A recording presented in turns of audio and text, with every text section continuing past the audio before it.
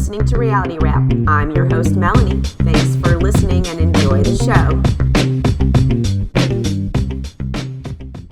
Hey guys, thanks for tuning in to Reality Wrap. Today I will be recapping last night's episode of The Real Housewives of Potomac, Season 8, Episode 5. And we are 5 episodes in, and this show is going to need to give me more because all we're getting is the drama between Wendy and Nneka.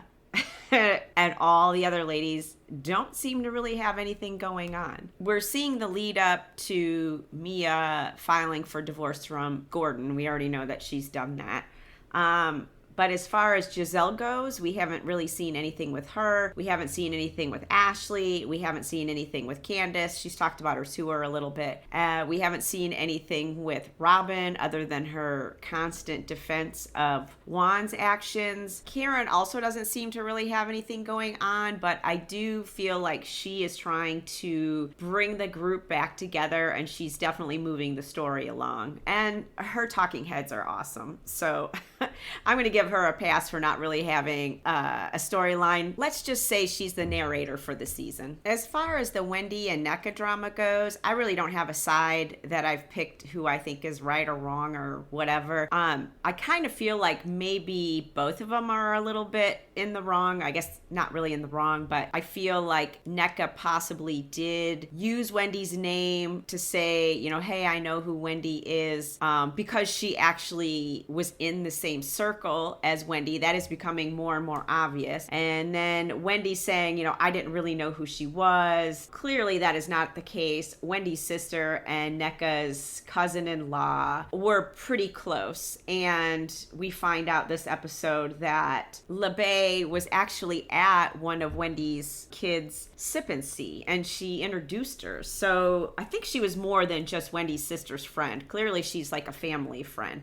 Or at least in my eyes, that seems to be what it is. Because otherwise, why would you invite her to the celebration of your child? Wendy was putting out texts on Twitter last night that she had that were between her and LeBay, which again just shows me proof that LeBay was more than just her sister's friend if Wendy and her were texting back and forth. So she put out these texts and it said, hey Twinnie, this is from LeBay. Hey Twinnie, I need a favor. I'm trying to get a BBL. I know you posted your doctor that you used, but I wasn't sure if you had an in with him. His schedule is booked until next year. I know surgeons can do add-ons if they know you. Can you or your assistant please request if they can squeeze me in? I'm throwing Sam a party next February and I need my body to look snatched. I already alerted his practice that I would ask my friend to assist, and they said it was between my friend, which is you, and the manager to get me in. And then that was in August of 2022.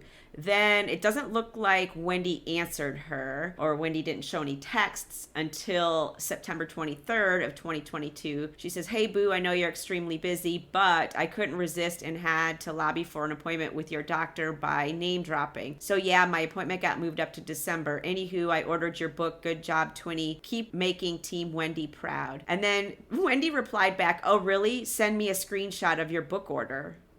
Which seems like a weird thing. But anyways, with these texts, she said, yes, my sister and your cousin-in-law did have a falling out. One of the many reasons being LeBay was name dropping me, calling me her cousin to get a BBL. The whole squad is full of clout chasers. Again, she was at your child's sip and see. So she was more than just, you know, your sister's friend. You introduced her, you talked about how great she was. So I don't know. I don't think they're clout chasers. She put up another text. This one was from March 19th of 2022. LeBay says, hey love, and Wendy says, hey love, how are you? And LeBay says, I'm good darling, how does your schedule look? I'd love to get together for brunch or dinner. My in-law just moved here from LA and Bravo's production team has approached her about coming on to a show. And then Wendy didn't answer her back until March 29th. She said, hey twin, my schedule is nutty. Just let me know some days you're available. Now, it is pretty interesting that LeBay talked about her in-law who just moved here from LA. And I found that interesting in two ways. One, it does kind of show that Wendy really didn't know Nneka because LeBay refers to her as my in-law. I'm assuming that's who she's talking about is Nneka in this. She refers to her as my in-law. She's not like, oh, Nneka, you met her, you know her, whatever. She says my in-law. The second thing I find interesting is that she had just moved here from LA in 2022. So once again, Bravo has casted somebody who is not a true representative of the area that the franchise is in. In this case, it's Potomac. Why did they cast somebody all the way from Los Angeles for Potomac who just happened to be the cousin-in-law of Wendy's sister's friend? Did I get that right? I'm so fucking confused. And not to mention, Ike happened to go to the same school as Happy Eddie, and we're following each other on Facebook. Regardless of whether these two knew each other or didn't know each other, it's really too bad that they couldn't have been friends, considering they're both Nigerian. And now we have yet another group of people who aren't getting along, and we already have that on this show. We don't need another set. All right, let's go ahead and get into the recap. So this episode starts out with Ashley, Monica, and Giselle, and they're out shopping for their Austin trip. They're talking about whether they believe what Nneka is saying about Wendy's mom. Seems that the general consensus is that they believe her. Across town, Wendy and Eddie are out for lunch. Wendy tells us that she believes that Nneka's sole motive is to attack her within the group, which I'm pretty sure that's a stretch. Wendy tells Eddie about Nneka saying that Wendy's mom put Nneka's name on a shrine and how Nneka also called her a bitch only after meeting her for a second time, which if you go back and rewatch that clip of where she said, bitch, I'm trying to, or whatever, Wendy got aggressive with her first. Granted, she didn't call her a nasty name, but she was like, you better sort it the fuck out, or something like that. And then she was like, bitch, I'm trying to. So I feel like Wendy gave her the energy, and Nneka responded to Wendy's energy by calling her a bitch. Eddie tells Wendy that he met Ike for the first time at the pickleball game, and that he doesn't have any problems with anybody, and that I guess him and Ike went to the same school, but they were there during different years. So it's not like they were actually like college mates at the same time. A producer asks Wendy if Eddie and Ike were ever friends, and Wendy's like, it's a college campus, and I don't remember everybody I went to college with. We're now with Ike and Nneka, and they're at the OBGYN for an appointment because Nneka is getting pressure from her family to have a baby. Nneka tells us that after the pickleball event, she felt really bad about what happened, and she wishes that she could have just sat down with Wendy privately. The doctor comes in and he says everything looks fine. There is a low volume of sperm, but he's not really worried about that, and they're just going to have to do it more. And Ike's like, you know what? I think we just haven't tried enough. My swimmers are like Michael Phelps. They can swim. We also learned that Nigerians have a high rate of having twins, which I thought that was pretty interesting. I didn't know that. Ike tells her that she shouldn't worry, and she gets snappy with him, and she tells him to stop talking, which I did notice. It did seem like she was irritated with him this whole appointment, which I kind of found interesting. We now see Mia and Gordon, and they're at a therapist. The therapist asks them why they are there. Mia says their relationship has changed due to a financial change within their family, and that this is causing tension. She says that it got to the point where she had retained a divorce lawyer because it had gotten so bad between them, and that Gordon was so focused on work that he was not listening to her, and they were fighting a lot. And because she came from a family situation where there was a lot of abuse, she always told herself that she wouldn't let her kids see that. Apparently she wanted him to retire and to focus more on the family. He says that he was pushing hard to reach a certain level of financial security before he wanted to retire. Mia tells the therapist how the family business voted Gordon out of the company, and that I guess they sold one of their companies or sold a company, and that some of the money from the sale was kept in escrow by their attorney. The attorney told them that he would give them money back to them once everything was settled, and then the attorney stopped communicating with them. And so they, I guess, turned him into the bar, or turned him in, and then they found out that he took his life. So they no longer have that money that they made from the sale of this company. And apparently G is going to go up against his family regarding the family business and how he was voted out. And Mia's worried that it's going to damage the overall family dynamics and that the kids won't be able to see their cousins and nephews and other relatives. I don't know why, but something seems really off regarding this whole family business scenario and her wanting him to retire. Why would she want him to retire if they're living off of their savings? I kind of feel like it might be an excuse for her to leave him because there is no more money. And so she's saying, oh, well, I wanted him to retire and he didn't. And she's kind of creating this reason for her to leave him. We know now that apparently her and Gordon had an arrangement that she was allowed to go out and sleep with other men because he wasn't able to satisfy her in that department because of his age and because he had prostate cancer. And he also believed now that he has no money or his money's tied up and he can no longer access it, that's why she left him. I'm not going to come out and say that she's a gold digger, but I will say that there's probably not a whole lot of incentive for her to stay. He's a lot older than her. They're not having sex. Now he has no money or access to his money, and I'm sure that's causing a hardship within their relationship. So I'm not surprised that she left. I have to believe that when they hooked up and got together, he kind of knew that was the situation, right? I mean, somebody who's 30 years older and lands this younger, cute chick, I mean, they've got to know the deal, right?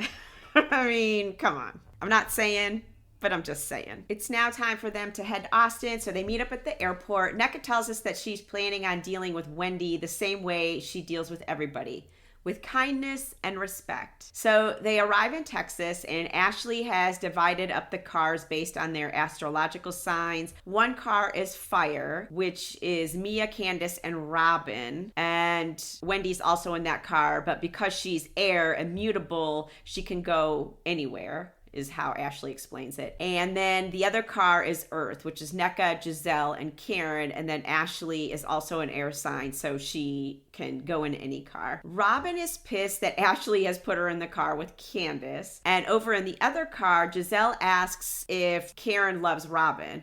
And Karen's like, I love Robin. I want to see her win. And then Karen starts talking about how she had a pie and she cut the pie in half and she put one half of the pie in the freezer along with her issues with Robin. And it's now time to take the pie out of the freezer because she is ready to enjoy it. And that she didn't want to put the whole pie in her mouth or something like that. I was like, what the hell is she talking about? Karen tells us in her talking head that Robin always lies and she doesn't know why Robin can't just tell Karen the truth. So they arrive to the hotel. They head up to Ashley's suite where they have some food set out. And Karen once again starts talking about pie and how this relates to Robin. So anyway, stupid ass pie. It's not a stupid ass pie. Yeah, I'm not aware of this pie. So with Robin, I cut the pie in half mentally and put it in the freezer. So half of the pie is still in the freezer. She's with saying Robin. half of you, how she feels about you is in the freezer. I don't know what she's talking about. It's not moldy. I thought y'all squashed it. Exactly. No, ma'am, it's not over. It's No, not ma'am. over. Not over. Okay, it's not over. Okay. I realized my half of the pie that's in the refrigerator got 2 pieces now. Yeah, I cut it in half. I cut it in half right now. We're down to one half of the half in the freezer. That would be a quarter. I liken Robin to a damn pie. I bought it from Safeway, $2. Withholding information, omission of truth is a lie. Robin's ass, she's on freeze. I'm gonna unthaw that pie when you tell the truth and confess your sins. We talked about this at pickleball. Karen can take her 1/4 of a pie and shove it up her ass. I don't know where this whole pie analogy came from with Karen. Maybe she's coming out with a pie line and this is kind of her way of, talking about pie, and then she's going to be like, oh, guess what? I came out with a pie line. That's the only thing I can think of because otherwise it really doesn't make sense. So everybody goes to their room. Robin has the penthouse. Candace and Wendy and everybody else have rooms that face construction. So Wendy, Karen, and Candace head down to the pool and they're talking and they ask Wendy how she's doing with NECA. And she's like, you know what? I don't have anything else to say about her because I really don't know her and I'm just not that vested. Finally, the rest of the ladies come down except for Robin and Mia because they're out having their own chat. Karen says that she noticed that when Candace is in the room that Giselle is a lot quieter. Here we go with Karen moving story. Giselle's like, I'm totally fine. Candace responds that there is nothing to face and that if Giselle thinks she can ignore Candace, that she will just disappear, but she is not going to do that. Giselle then says that for her mental space and for the safety of her children, she is choosing not to participate with Candace. Makes no sense to me. I don't know why the safety of Giselle's children are in question over Candace, but whatever. Candace is like, really, my bonus children and husband's safety and their mental space was in disarray because of what you said last season, which she's talking about how she felt uncomfortable when Chris and her were talking alone in a room. So stupid, but whatever. I totally understand why Candace would say that it was her bonus children, which is that the new word for stepchildren? Is that what we're called now? Because I have a stepmom, so am I her bonus child? And is she my bonus mom? Is that how we're wording things now? Anyway, I totally understand why Chris and her stepchildren and Candace would be having problems because of these allegations that somehow Giselle felt threatened by Chris just standing in a room talking to her. Yet Juan can yell at Giselle and she's going to let it go. Just saying. Karen then talks about how the tension is thick in the group and that it bothers her. And Giselle's like, well, it shouldn't. You know, you and I are good. And Karen's like, I know, but if we can be okay and we've been through hell and back, maybe you can be okay with other people. You have to hand it to the Grand Dame. She is really trying to bring this group together. We now are with Robin and Mia, who are out on a walk. Mia says that she wanted to talk to Robin alone because she didn't want to share what she's about to tell her with anybody else. So she tells Robin about how the attorney that handled their sale and had kept some of the money in escrow, how he had stopped communicating with them, so they turned him in. And then they found out that he had been disbarred, and shortly after that, he had taken his life. And Mia feels guilty because he has young kids and a wife, and she wonders if maybe they had never turned him in, he have ended his life. And Robin makes a good point. She's like, you know, I'm sure you guys weren't the only ones. I'm sure there were other clients, and eventually it all would have caught up with him. So don't feel guilty. Mia's like, you know, I wanted to tell you about it because I know you and Juan went through a similar thing. And then Robin tells us the story again about how a friend of theirs who was actually in their wedding ended up taking money from them and then also took his life when he was discovered by jumping off of a bridge. It's crazy how many lawyers kind of pull this scam where they keep their clients' money, or they say they are keeping it in an escrow account, but then they actually end up spending it. I mean, just within the Housewives shows, we had Tom Girardi, we have this lawyer of Mia's, and then we also had Frank Catania. He got disbarred for mingling his client's money from the escrow account in his own personal account. Imagine how many attorneys there are out there that do this kind of stuff. If we have 3 within just Housewives shows, it's pretty crazy. Back at the pool, Karen is bringing up how Giselle was quiet at pickleball. Once again, Karen moving story. And Giselle's like, yeah, you know, all that talk about witchcraft with Wendy's mom was pretty disturbing to me. And Candace tells NECA, you know, it was a disturbing allegation, but you really should hear Wendy out. And NECA chimes in, I do believe that Wendy's mom said that. And then Wendy's like, you do? And NECA's like, yeah, I do. She said that she prays against people. Wendy tells her, yeah, but you didn't hear these things directly on the phone. You heard them secondhand, and now you're coming up with this. And Giselle chimes in, is like, well, you did admit that your mom said things about Mia. And then Wendy says, yeah, but not that kind of stuff. I was like, wait a minute, what? I had no idea that Wendy's mom had said this. Was this brought up on last season's reunion? Because if it was, I completely missed it. That's how checked out I was on last year's reunion. Anyway, I was shocked when I heard her say this. Wendy's mother did on social put you on not put you on an altar, but It's right here. I have it verbatim. Well. Ugly inside and out. Crater face Mia. A bombastic, ignorant, nonsensical, baseless, wannabe CEO troublemaker. I'm bringing this up because Giselle wanted to bring it up. Okay. I forgot. All right. Thanks for reminding me. To hell with Mia and Peter. Oh yes, I say Holy Ghost fire on me and Peter and thunderstorm amen. There's no witchcraft there. So I don't think what she said was witchcraft, but I have to say it was definitely an odd prayer. What does Holy Ghost fire and thunderstorm mean? I have no idea if that is in the Bible or not, but it definitely sounded kind of suspect to me. I'm not gonna lie.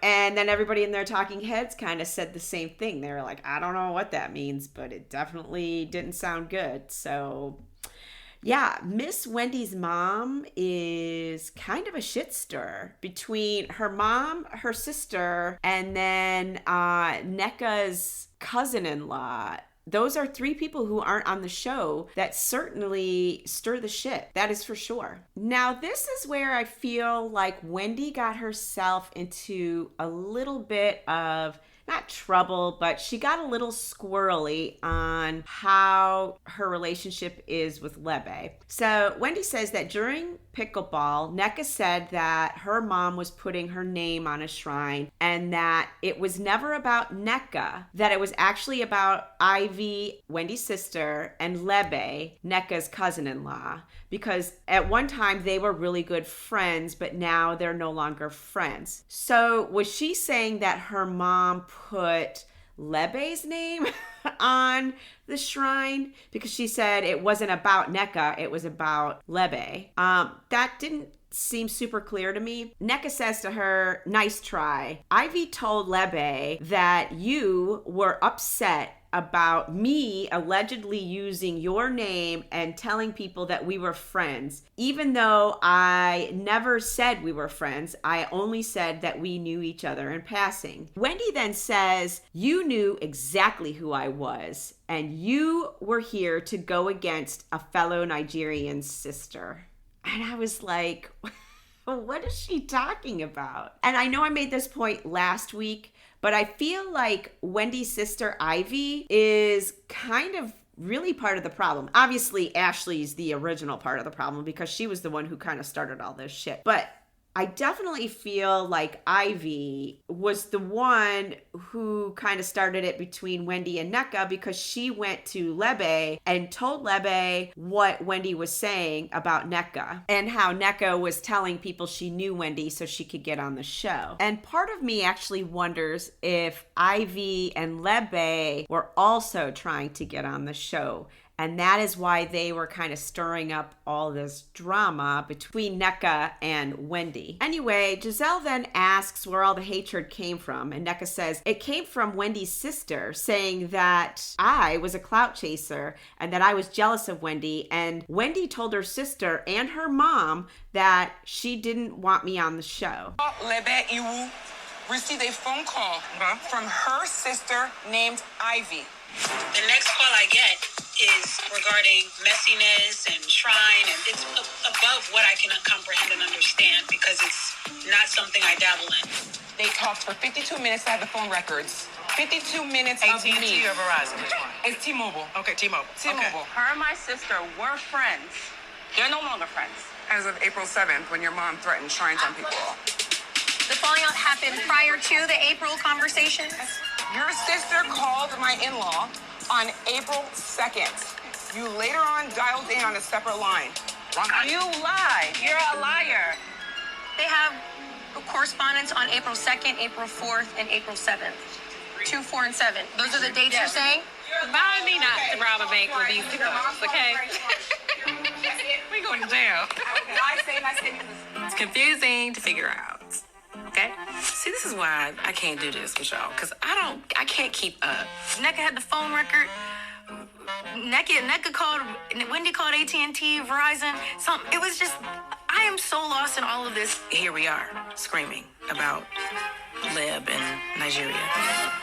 I have to agree with these guys. This whole timeline is super confusing. I hope somebody at some point makes a timeline of everything and puts it in order so I can look at it and understand when exactly all these things happen. So then Candace, for some reason, asks how old Lebe is. And Wendy's like, I don't know. She's my sister's friend. And Nneka's like, if she's not your friend and she's your sister's friend, then why was she at your child's sippancy? And then we see a clip of her announcing Lebe at her child's sippancy that I think we saw that a couple seasons ago. Candace makes a good point of saying that it's weird to say that you don't know somebody when they were there to celebrate the birth of your child. I 100% agree with this. My guess is she was primarily Ivy's friend. She was more like a family friend. Like everybody within the family was friends with her. And Wendy also posted texts yesterday from Lebe. Clearly they communicated outside of their sister's friendship. This is where I kind of was like, okay, Wendy, a little bit of your story isn't adding up.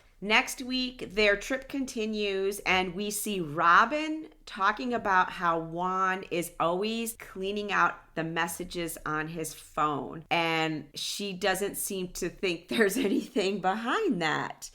And so it looks like the other ladies are like, come on, Robin, you can't be that dumb. And then we see her crying. So next week looks like it's going to pick up a little bit. That is all I have for Potomac this week. I will be back on Wednesday with my recap of Salt Lake City. Can't wait for that tomorrow night. They're finally going on their vacation, and this season is just giving. It is such a good season. Hands down, it's the best Housewives on right now. And then I'll also be recapping The Real Housewives of Beverly Hills on Thursday. So I'll talk to you guys then. Bye.